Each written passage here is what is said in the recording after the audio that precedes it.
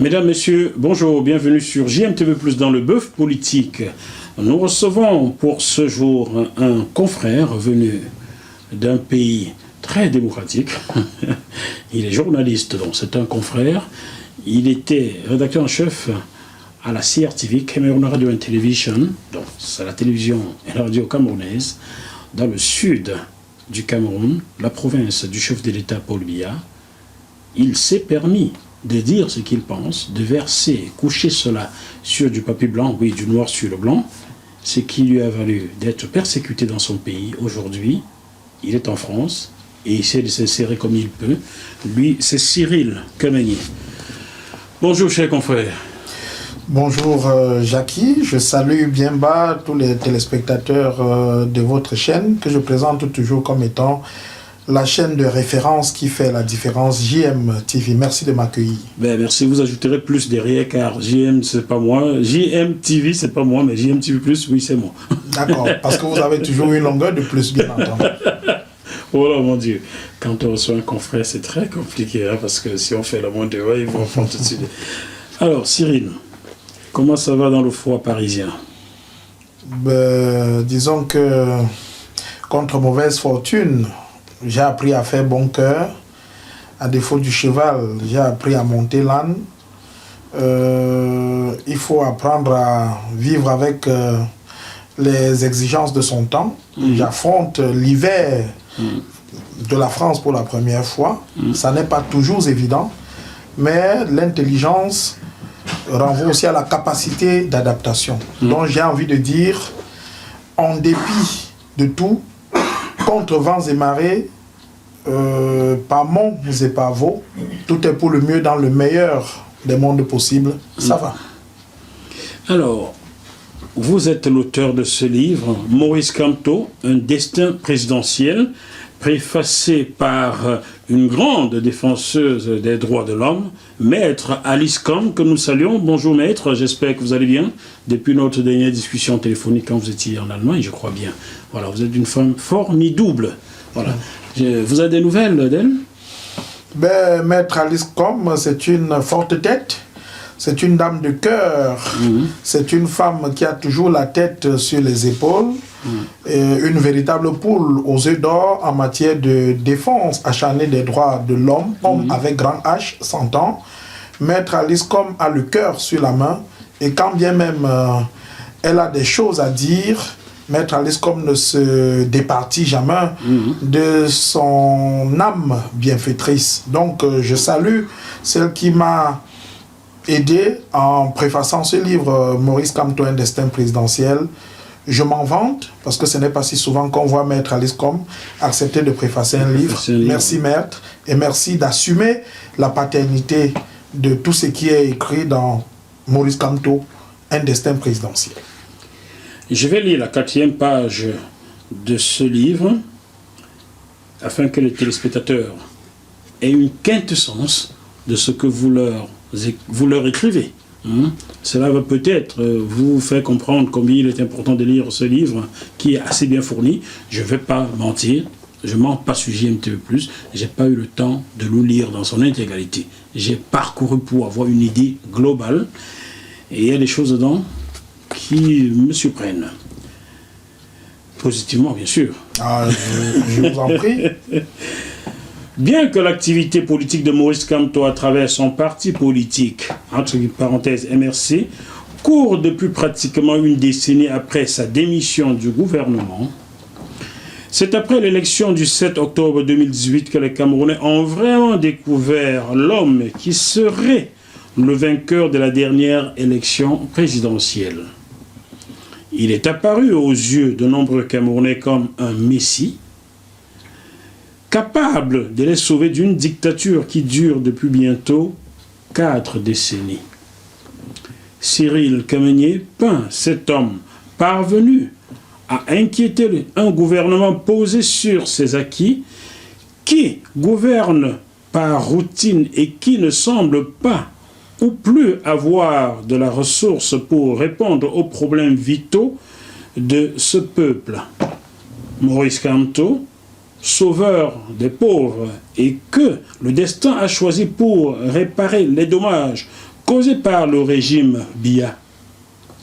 Ce livre est le journal de la crise électorale camerounaise, le journal des événements forts qui secouent le Cameroun. C'est un livre important pour comprendre la politique camerounaise, la relation entre le peuple et le pouvoir. Je vais commencer par la dernière phrase, Cyril Kameni. Y a-t-il une relation entre le peuple camerounais et le pouvoir camerounais? Si oui, à quoi ressemble-t-elle cette relation-là? Toutgo Jackie, je dois répondre à cette interrogation, à cette question par la négative. Il n'y a plus aucun lien entre le pouvoir, le régime de Biya et son peuple. Il n'y a plus aucune courroie de transmission, aucun trait d'union entre ceux qui prétendent diriger le Cameroun aujourd'hui et les Camerounais, parce que le ressort s'est brisé, parce que la fracture sociale est visible même par les malvoyants, parce que aujourd'hui l'ascenseur social au Cameroun est en panne.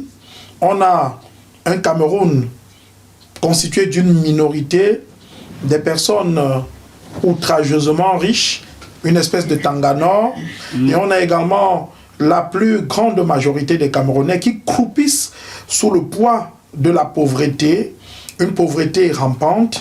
Et aujourd'hui, le Cameroun est assis sur un volcan. Le Cameroun n'est plus que l'ombre de lui-même. Ce n'est pas ce Cameroun qui lui a été légué sur un plateau en or par son prédécesseur, dont il a d'ailleurs trahi, méprisé et sacrifié la mémoire.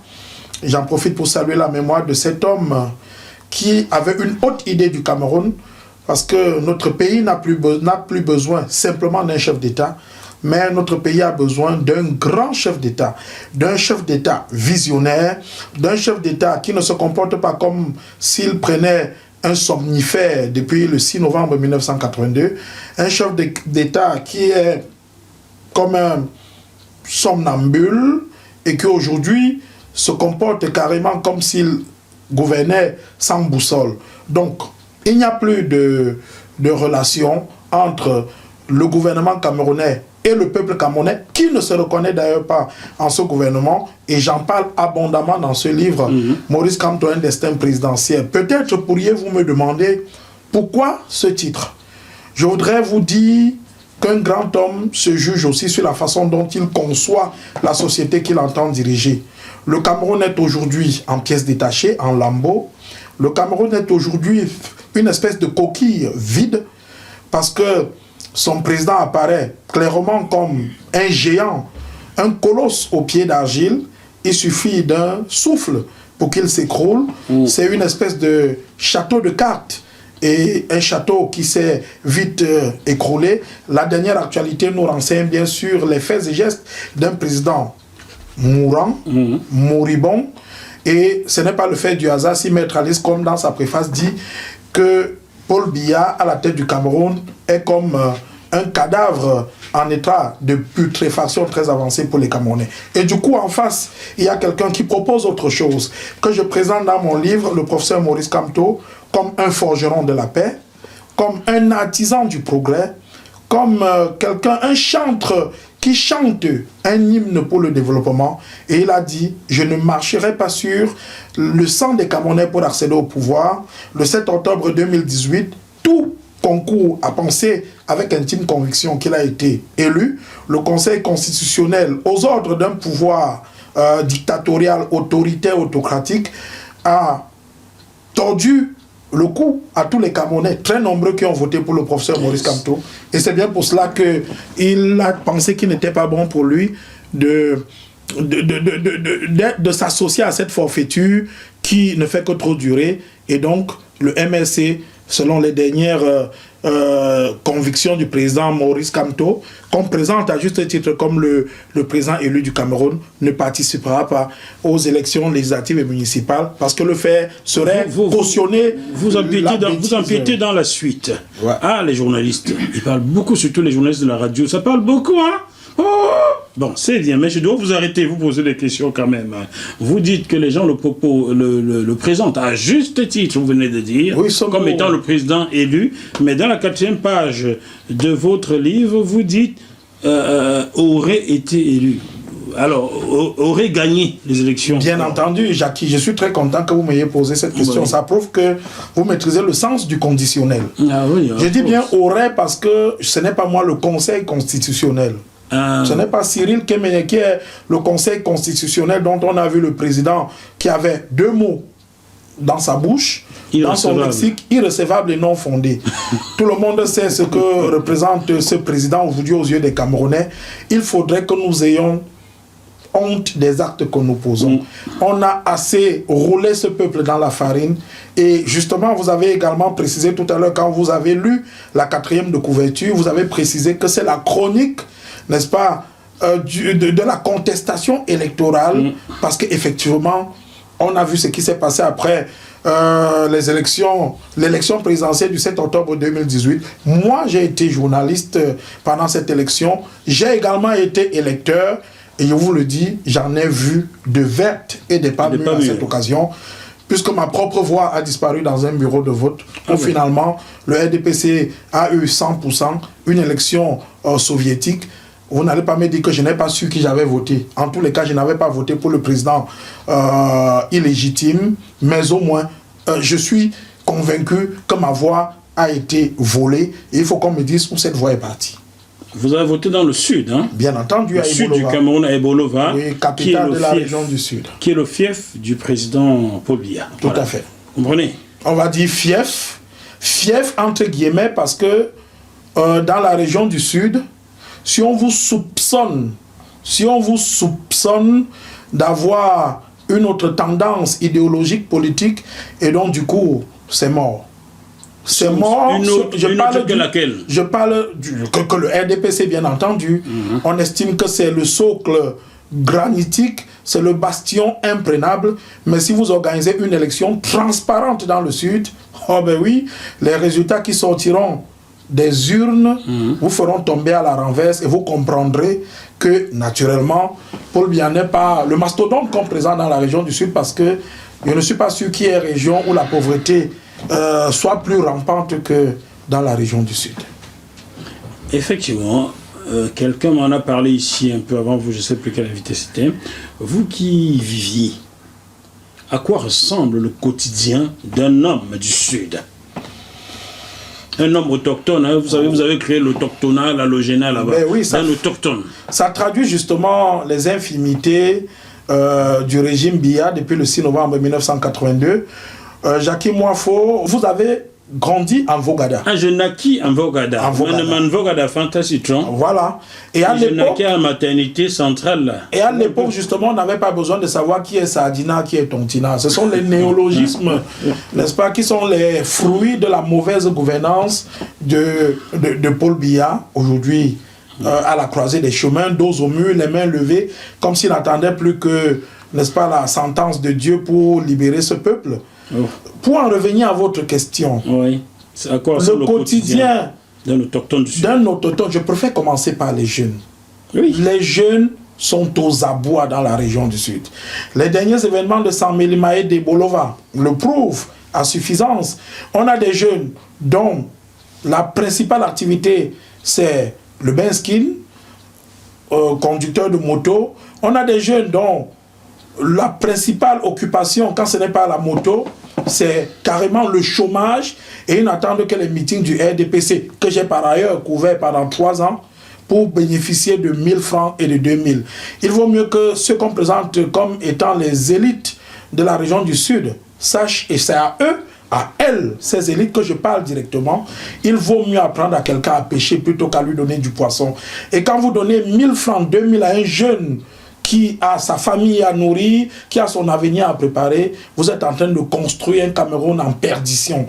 Donc, leur quotidien, c'est le chômage, c'est la délinquance, c'est la consommation des drogues, c'est le sida. La preuve, la région du Sud caracole en tête du classement des régions les plus affectées, les plus infectées par le VIH-Sida.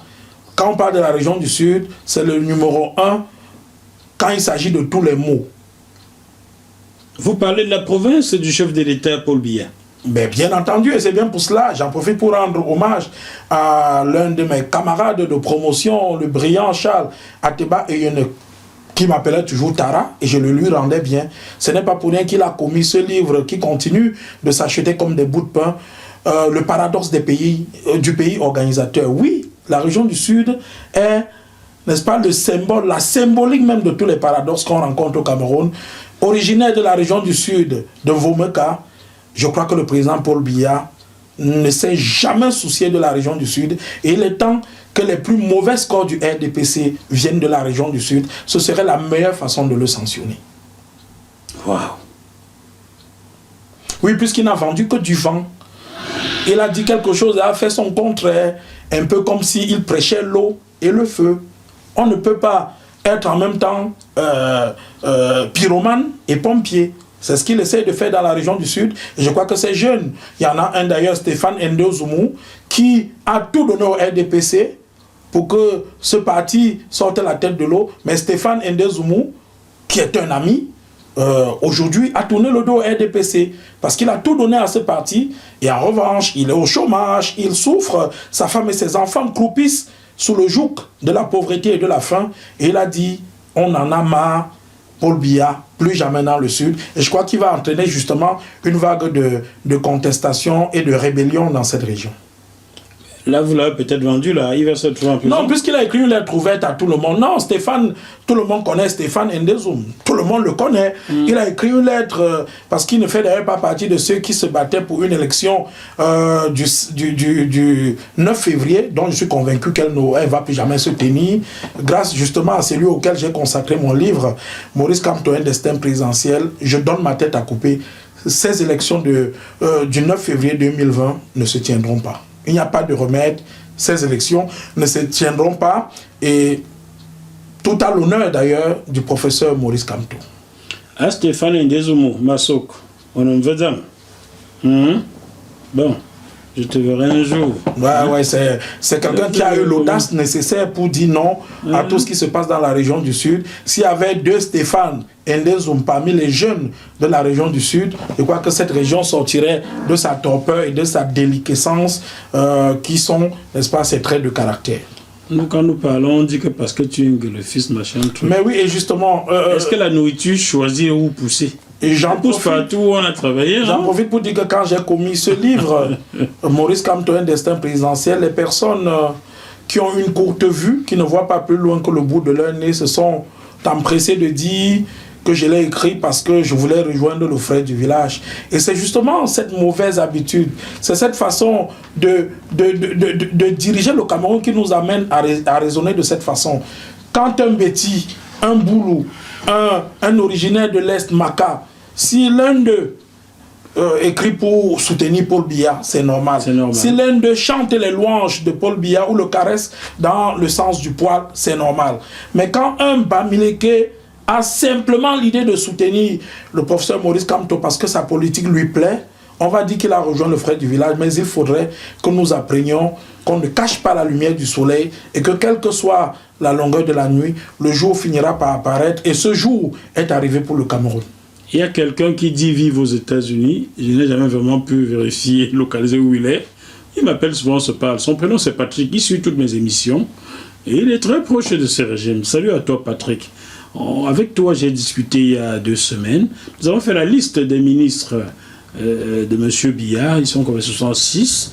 Sur 66, Betty et apparenté Betty, il y avait au moins 75%. Hein, mon cher? Et là, les chiffres parlent plus que les mots. Les chiffres sont là.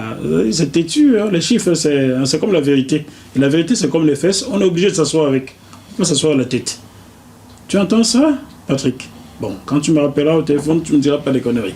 Voilà, même si les conneries, il vaut mieux les dire que les faire. Je salue Patrick, que je ne connais pas, parce qu'on est tous Camerounais. Ne t'inquiète. Même si aujourd'hui, ce qu'on appelle le renouveau, un renouveau très éculé, essaie de nous séparer. Je salue Patrick, dont je suis convaincu qu'il est un homme de bien, comme la plupart des Boulous, des Bétis, qui dans leurs relations interpersonnelles sont des personnes extraordinaires. On a, si quelqu'un fait un jour à Ibolo, va sans entendre parler de Joël Emmanuel Bitoumou, le maire d'Ibolova Ier, ce serait un crime de lèse-majesté. C'est un monsieur extraordinaire. Il y a vraiment les Boulous, intuitifs personnels, pris individuellement, sont fabuleux. nébuleux. Nous parlons d'un régime, d'un système qui a nivelé le Cameroun vers le bas. Et aujourd'hui, nous ne sommes plus que l'ombre de nous-mêmes, comme je le disais. Donc il est temps que les choses changent. Et quand les choses changeront, les bourreaux comprendront qu'ils ont passé 40 ans à soutenir quelqu'un qui était déjà enterré et dont on n'attend plus que les funérailles. Ce programme vous est proposé par Devisé au fret, spécialiste du transport international Afrique, Dom-Tom, Océan Indien. Plus 33 139 85 14 23. Un homme de conviction. Et entre guillemets, vous écrivez une phrase qui n'est pas de vous, vous l'empruntez à Cécile Fay, une fée de l'écriture. Des grandes convictions naissent les plus grandes actions. Alors vous êtes dans un pays où il y a eu les grandes réalisations, les grands, et maintenant les grandes ambitions. Non. Donc les ambitions passent après les réalisations. C'est de la poudre aux yeux. Vous avez un grand pays. Hein? Paul Biya a passé le temps à bluffer les Camerounais, mais le mensonge a de courtes jambes, parce que finalement, Paul Biya apparaît aujourd'hui comme l'ennemi public numéro 1 au Cameroun. A contrario, Maurice Kamto a présenté un programme politique qui forçait l'admiration, qui, vraiment, que vous l'aimiez, que vous ne l'aimez pas, que vous l'aimiez, que vous ne l'aimiez pas, vous constatez que le professeur Maurice Kamto est un homme de bien. Un homme qui dit ce qu'il fait et qui fait ce qu'il dit.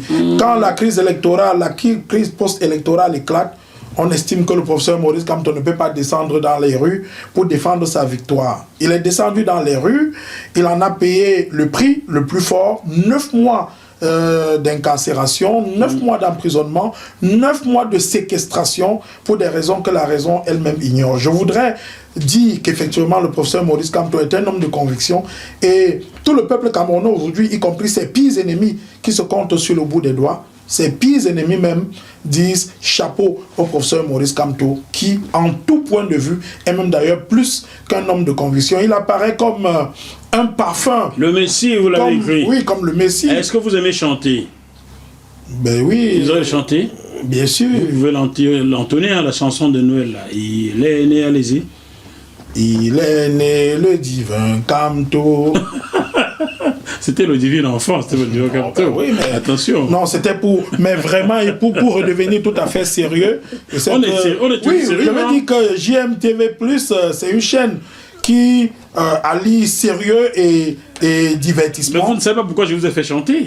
Ben... En 1982, vous aviez 10 ans, à peu près. Ouais, ben... Et que lorsque Paul Biya accède à la magistrature suprême, 80% des Camerounais chantaient « Il est né le divin enfant ». Les Camerounais sont tous des grands chanteurs, hein, parce qu'avec Kamto, vous chantez maintenant « Il est né le divin enfant ». Mais maintenant, on dit, tout le monde chante « Kamto, notre président, Kamto, notre président, oh ». On pourrait vous accuser de ne pas avoir de la retenue de la répartie. Non, au contraire. Que la déontologie journalistique, vous l'avez... Je ne parle pas ici en tant que journaliste. Je parle ici en tant que quelqu'un qui vient de commettre un livre sur le professeur Maurice Kamto, livre intitulé Maurice Kamto, un destin présidentiel, et j'en assume l'entière responsabilité. Ce n'est pas le journaliste qui parle, c'est l'écrivain. Et vous savez... Première chose, Jackie, je n'ai jamais milité au sein du MSC. Deuxième chose, Jackie, je n'ai jamais rencontré le professeur Maurice Kamto. Pas encore? Pas encore. Pas encore. Un journaliste a regardé de loin un homme qui apporte un souffle nouveau à son peuple qui se meurt. Et je dois vous dire qu'on ne peut pas accepter d'aller par exemple à une élection comme celle qu'on veut convoquer pour le 9 février alors qu'on a près de 10 000 morts dans les régions du nord-ouest et du sud-ouest. C'est fou ce qu'on veut nous imposer. C'est un homme qui dit son ras-le-bol, qui dit véritablement je suis outré, je suis excédé par cette politique par embuscade que nous impose le régime de Paul Biya. Mais une question, est-ce que c'est encore Paul Biya qui dirige ce Cameroun? Non. Il est fatigué, nous l'avons tous vu à Paris, il est dépassé par les événements et c'est pour ça que je continue à dire que Paul Biya est un homme du passé, un homme dépassé, un homme surpassé et un homme qui a besoin justement... Un homme repassé? Bah, il est repassé justement par le peuple. Il faut trouver d'autres... Je suis sérieux quand je le dis. Donc ceux qui chantent Kamto, notre président, en fait je reprends là une chanson scandée, chantée par tous les Camerounais parce qu'ils voient en Maurice Kamto, l'homme providentiel. Une bonne partie des Camerounais. Bon, une bonne partie, ouais, mais ils sont encore combien ceux qui peuvent donner leur tête à couper pour le président Paul Biya? Si combien demandez à Ferdinand Gongo ou à Issa Chiroma Bakary, ils donneraient leur tête. Hein? Non, vous me parlez des gens, vraiment pour moi, qui ne payent pas de mine. Vous me parlez des gens, parce que vous parlez de Issa Chiroma Bakary, qui a été président du conseil d'administration de la CRTV, mais tout le monde sait qui il est au plan politique. Ah, tout pour lui, rien pour les autres. Non, Issa Chiroma Bakary, vraiment, moi, je ne l'ai jamais pris au sérieux. J'estime que l'honneur est au-dessus de l'argent. On l'a vu dire des choses exécrables au sujet de Paul Biya. Et quelques temps après, lorsqu'il est entré au gouvernement, par des voix obscures, il a commencé à dire non, Paul Biya est comme la lumière, comme le soleil qui brille pour tous les Camerounais, qu'ils soient du nord, du sud, ou de l'est ou de l'ouest. Et qu'on lui pose la question de savoir pourquoi est-ce qu'il peut à ce point encenser un homme dont on sait qu'il a été à l'origine de la crise, des multiples crises au Cameroun, et dit qu'il n'y a que les idiots qui ne chantent pas. Mais il faut avoir le courage de dire... S'il avait dit que Paul Biya l'a trompé comme il a trompé tous les Camerounais, on comprendrait. On comprend que c'est quelqu'un qui ne milite que pour sa chapelle et qui tire uniquement la couverture de son côté. Je n'ose pas parler de Jean de Dieu Momo. Bon, pardon, pour une fois j'ai prononcé ce nom. Jean de Dieu Momo. Je n'ose pas parler de lui. Je lance encore un appel ici. Monsieur Jean de Dieu Momo, si vous êtes garçon, comme on dit en Côte d'Ivoire, venez sur GMTV plus nous expliquer comment vous êtes entré en politique. Comment vous vous êtes présenté pour la première fois présidentielle et combien d'argent un parti politique aux États-Unis vous a versé? Comment vous avez fait pour arriver à avoir cet argent-là? Si vous êtes garçon, venez sur ce plateau, expliquez ça aux gens. Mais je souhaite que vous organisiez un débat Jean de Dieu Momo Cyril Kemenye. Ce serait quelque chose de suffisamment intéressant. Parce que quand un ministre d'un pays, soi-disant, réussit le tour de force, là, je me mets sur mes ergots pour parler de ce monsieur dont je ne souhaite plus prononcer le nom, que j'ai souvent invité dans mes programmes quand j'étais à la CRTV littorale. Mais quand un monsieur comme celui-là dit que les gens n'ont qu'à mourir dans le nord-ouest et le sud-ouest, ça ne l'empêche pas de boire son vin blanc.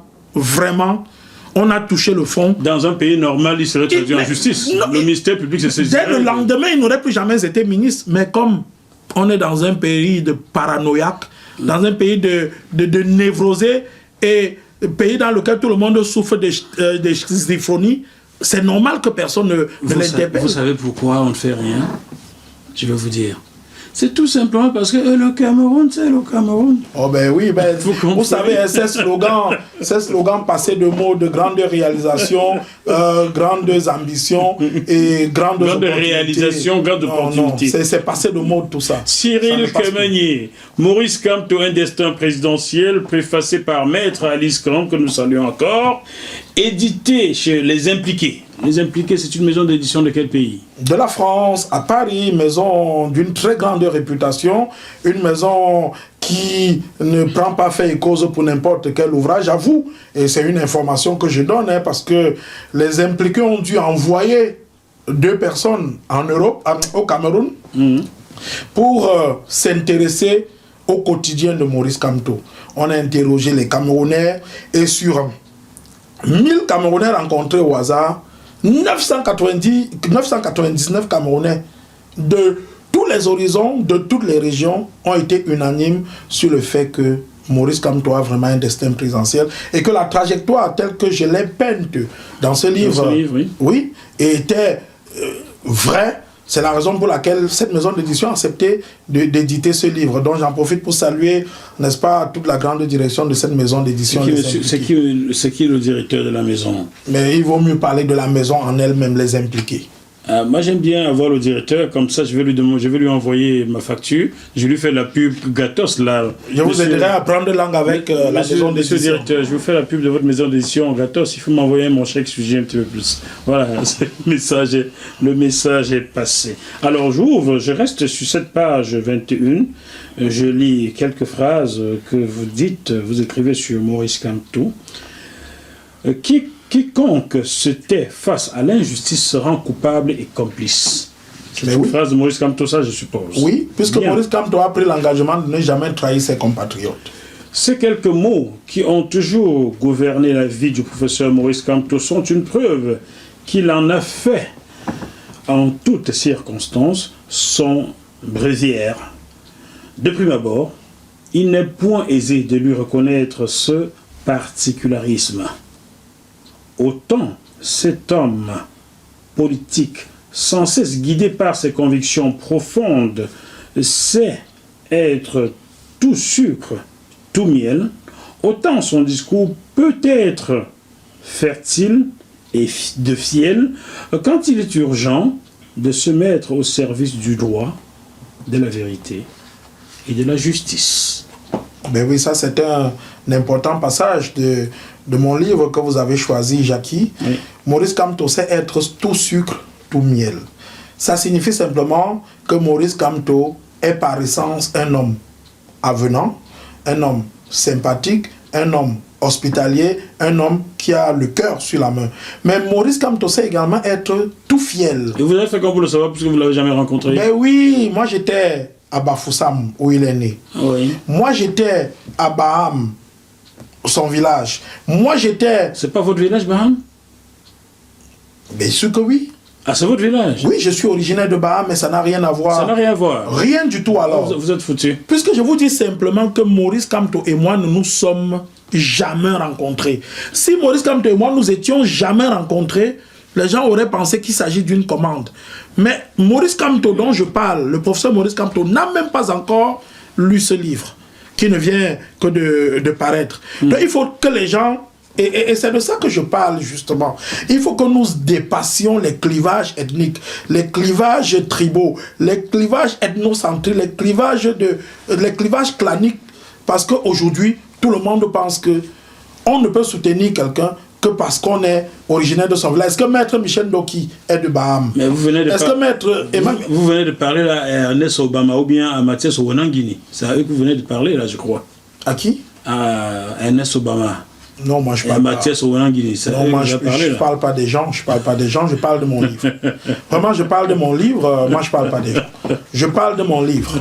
Je parle de mon livre et de sa quintessence. Je parle de mon livre et de sa pertinence. Je parle de mon livre et de toutes ses richesses. Livre que je conseille le plus humblement du monde à tous ceux qui s'intéressent à la vie politique au Cameroun. C'est sûr et certain. Alors, dans le deuxième paragraphe de cette quatrième de couverture, vous dites que Maurice Kamto, sauveur des pauvres, et que la destinée a choisi pour réparer les dommages causés par le régime Biya.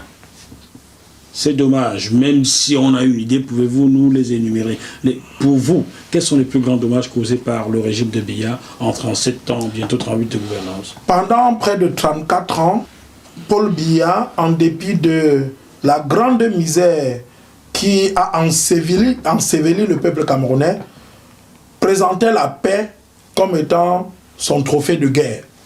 Mais aujourd'hui, ça fait bientôt 4 ans que les régions du nord-ouest et du sud-ouest sont complètement rasées de la carte du Cameroun. Donc, s'il fallait commencer par là, je dirais que Paul Biya porte l'entière responsabilité de la crise dans les régions du nord-ouest et du sud-ouest. Ça, c'est d'un. Et de deux, il n'a jamais eu l'humilité, la faiblesse de reconnaître que c'est lui qui est le catalyseur de cette guerre. Une guerre qui aujourd'hui a décimé près de 10 000 personnes. On ne nous dit pas tout. Et naturellement, il y a des médias qui ne peuvent pas tout nous en dire. Sinon, Issa Tchirom avait les fermer, il avait dit. Non, il n'est plus ministre de la Communication. Du temps où il était ministre de la Communication, il avait confisqué le média d'État pour rencontrer toutes sortes de fantasmes qui n'avaient rien à voir avec la vérité. Depuis qu'il est ministre de l'Emploi et de la Formation professionnelle, je crois qu'il est sous le boisseau. Et c'est peut-être tant mieux pour les Camerounais. Mais je voudrais simplement dire qu'au-delà de la crise dans les régions du nord-ouest et du sud-ouest, il y a naturellement la pauvreté. Tous les Camerounais qui passent par la mer pour arriver en France, ce sont des exemples qui sont symptomatiques du mal-être du peuple camerounais. Il y a le chômage, il y a la pauvreté, il y a la prostitution, il y a le tribalisme, il y a le népotisme, il y a la gabégie. Le Cameroun souffre finalement de tous les maux. Et les Camerounais n'ont pas contracté un mariage avec Paul Biya. Quand on se marie, on dit à la mairie, c'est pour le meilleur et pour le pire. Mais il n'en est rien quand il s'agit, il n'en est pas de même quand il s'agit des relations entre un gouvernant et son peuple. On se marie à un président uniquement pour le meilleur. Quand ça ne va pas, il faut frapper du poing sur la table, il faut prendre ses responsabilités. Et à ce jour, le peuple camerounais en a marre. On a marre de voir un président qui n'est plus qu'une loque humaine, un président qui a dirigé un pays pendant 40 ans et dont on vient de découvrir, ahuri, abasourdi, interdit, interloqué, qu'il ne sait même pas prononcer le moindre mot de la langue anglaise. Et on a de bonnes raisons de penser que les sécessionnistes devaient absolument sortir de leur gond. Parce que si vous ne pouvez pas formuler une phrase en langue anglaise après avoir dirigé un pays pendant 14 ans, 40 ans, un pays bilingue, et après avoir été aux affaires pendant près de 60 ans, c'est le Cameroun qui a nourri Paul Biya. Paul Biya, bourse d'études par-ci, pension par-là, avec tout ce que cela comporte. Je voudrais simplement dire que c'est une preuve de son égoïsme exacerbé. Il faut qu'il donne la chance aux autres jeunes. Nous, on n'a jamais rien profité de lui. Il est temps que nous nous battions pour que nos cadets au moins retiennent de nous que nous nous sommes battus pour libérer le Cameroun de la dictature de cet homme complètement passé de mode. Wow.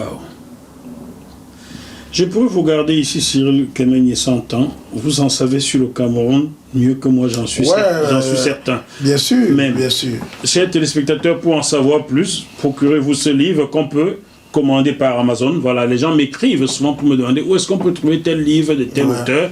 Donc, vous allez sur Amazon, vous tapez Maurice Kamto, un destin présidentiel de Cyril Kemenye. Kemenye, on va l'épeler K-E-2-M, comme maman, E-G-N-E. Cyril Kemenye, vous commandez sur Amazon, on vous le livrerait pour ceux qui sont au Canada, en Belgique, en Allemagne, aux États-Unis, en France, dans le monde entier en général. Pour ceux qui sont au Cameroun, comment font-ils? Le livre arrive au Cameroun la semaine prochaine. Attention, il ne fallait pas donner la date. Non, ils n'en sauront rien. Ils ne sauront même pas quand le livre entre au Cameroun. Ah bon? Ils n'en sauront rien. Et ce livre va inonder le paysage politique au Cameroun. Ils n'en sauront rien. Ils n'en sauront rien parce que c'est un livre, vous savez. Et vous voyez comment tout le monde réagit quand on dit que mon livre arrive au Cameroun, simplement parce que nous sommes gouvernés par une dictature. Je connais quelqu'un qui est en prison parce qu'il a osé voyager avec le livre de Maurice Kamto, L'urgence de la pensée. Nous pensons beaucoup à toi, Wilfried Tsiwi, voilà. Et je salue cet enseignant qui a été incarcéré, menacé dans le dialogue, simplement parce qu'il avait parlé de l'urgence de la pensée. Et de toutes les façons, on ne peut pas éternellement, n'est-ce pas, à chacun sent bon sa merde. Parce que quand vous ne voyez pas tout ce que vous faites de mauvais, vous ne constatez pas que le Cameroun est en train d'être détruit par des hommes qui ont déjà étalé toutes leurs infimités. Les Camerounais ont besoin d'un autre discours, les Camerounais ont besoin d'un autre son de cloche, ne serait-ce que pour repartir sur de nouvelles bases. Au plan psychologique, ce serait important pour ce peuple qui hier faisait la fierté de toute l'Afrique centrale, de toute l'Afrique. Et même du monde, qui aidait la Corée du Sud et la Chine. Aujourd'hui, on voit bien. 76-79. Il faut que nous retournions, que nous allions au Rwanda pour voir comment le Rwanda est devenu un petit paradis. Le Rwanda qui a été victime de la guerre Hutu-Tutsi. Et j'en profite pour dire que l'Union européenne a sommé notre pays de régler avant toute chose la crise anglophone, avant l'élection qui pourrait intervenir à tout moment. L'Union européenne a sommé notre pays, ainsi que naturellement le Commonwealth, l'Union africaine et d'autres organisations internationales. Il faut que nous révisions le code électoral. On ne peut pas avoir un code électoral avec Elecam qui, et d'ailleurs le professeur Maurice Kamto l'a dit, toutes les régions qui avaient damé le pion, ou le MRC avait damé le pion au RDPC, ont vu les listes revues et corrigées à la baisse. On a désinscrit les personnes des listes électorales, et ailleurs, comme à Ibolova, où on nous présente un MRC, le RDPC, toujours, je vais dire, dans une grande forme, les noms ont été ajoutés aux listes connues de tous. Non, il faudrait également que nous sachions que dans mon livre, je peins la démocratie camerounaise qui est piétinée par une dictature aveugle. Parce que justement, dans ce livre, je reviens sur tout ce qui a conduit, n'est-ce pas, au hold-up électoral avec des faits concrets.